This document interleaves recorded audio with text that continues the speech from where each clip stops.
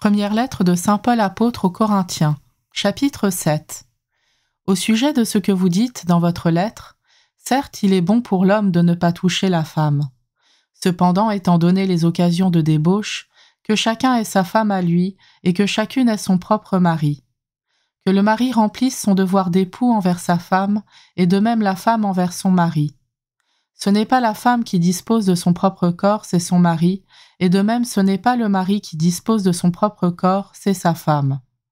Ne vous refusez pas l'un à l'autre, si ce n'est d'un commun accord et temporairement, pour prendre le temps de prier et pour vous retrouver ensuite. Autrement, Satan vous tenterait, profitant de votre incapacité à vous maîtriser. Ce que je dis là est une concession et non un ordre. Je voudrais bien que tout le monde soit comme moi-même, mais chacun a reçu de Dieu un don qui lui est personnel, l'un celui-ci, l'autre celui-là. À ceux qui ne sont pas mariés et aux veuves, je déclare qu'il est bon pour eux de rester comme je suis. Mais s'ils ne peuvent pas se maîtriser, qu'ils se marient, car mieux vaut se marier que brûler de désir. À ceux qui sont mariés, je donne cet ordre, il ne vient pas de moi mais du Seigneur, que la femme ne se sépare pas de son mari, et même si elle est séparée, qu'elle reste seule ou qu'elle se réconcilie avec son mari, et que le mari ne renvoie pas sa femme. Aux autres je déclare ceci, moi-même et non le Seigneur, si un de nos frères a une femme non croyante, et que celle-ci soit d'accord pour vivre avec lui, qu'il ne la renvoie pas. Et si une femme a un mari non croyant, et que celui-ci soit d'accord pour vivre avec elle, qu'elle ne renvoie pas son mari. En effet, le mari non croyant se trouve sanctifié par sa femme, et la femme non croyante se trouve sanctifiée par son mari croyant. Autrement, vos enfants ne seraient pas purifiés, et en fait ils sont sanctifiés. Mais si le non-croyant se sépare, qu'il le fasse, en de telles circonstances notre frère ou notre sœur n'est pas réellement lié, c'est pour vivre dans la paix que Dieu vous a appelé. Toi la femme, comment savoir si tu sauveras ton mari? Et toi l'homme, comment savoir si tu sauveras ta femme? Pourtant, chacun doit continuer à vivre dans la situation que le Seigneur lui a donnée en partage et où il était quand Dieu l'a appelé. C'est la règle que j'établis dans toutes les églises. Celui qui avait la circoncision quand il a été appelé, qu'il ne la fasse pas disparaître. Celui qui n'avait pas la circoncision quand il a été appelé, qu'il ne se fasse pas circoncire. Avoir la circoncision, ce n'est rien. Ne pas l'avoir, ce n'est rien. Ce qu'il faut, c'est garder les commandements de Dieu. Chacun doit rester dans la situation où il a été appelé. Toi qui étais esclave quand tu as été appelé, ne t'en inquiète pas, même si tu as la possibilité de devenir libre, tire plutôt profit de ta situation.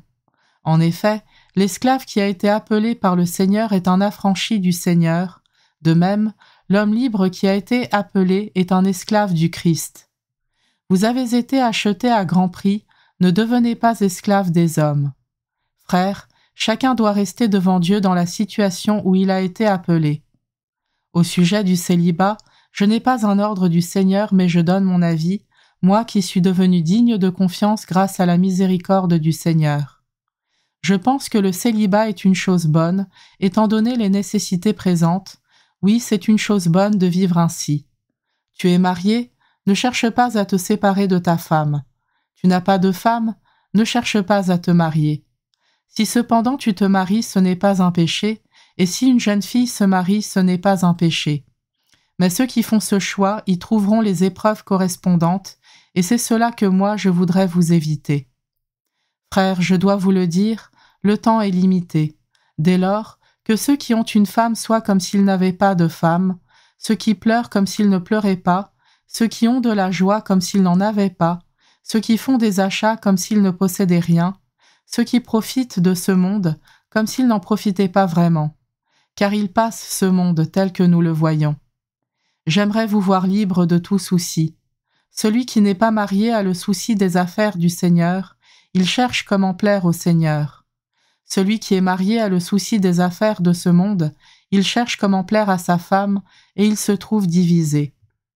La femme sans mari, ou celle qui reste vierge, a le souci des affaires du Seigneur, afin d'être sanctifiée dans son corps et son esprit. Celle qui est mariée a le souci des affaires de ce monde, elle cherche comment plaire à son mari. C'est dans votre intérêt que je dis cela, ce n'est pas pour vous tendre un piège, mais pour vous proposer ce qui est bien, afin que vous soyez attachés au Seigneur sans partage. Si un jeune homme pense qu'il risque de ne pas respecter une jeune fille, s'il est plein d'ardeur et que l'issue devienne inévitable, qu'il fasse comme il veut, ils peuvent se marier, ce n'est pas un péché. Mais s'il tient ferme intérieurement, s'il ne subit aucune contrainte, s'il est maître de sa propre volonté et a pris dans son cœur la décision de ne pas s'unir à cette jeune fille, il fera bien. Ainsi, celui qui se marie fait bien, et celui qui ne se marie pas fera mieux encore. La femme reste liée aussi longtemps que son mari est en vie. Mais si son mari meurt, elle est libre d'épouser celui qu'elle veut, mais seulement s'il est croyant. Pourtant, elle sera plus heureuse si elle reste comme elle est. C'est là mon opinion, et je pense avoir, moi aussi, l'Esprit de Dieu.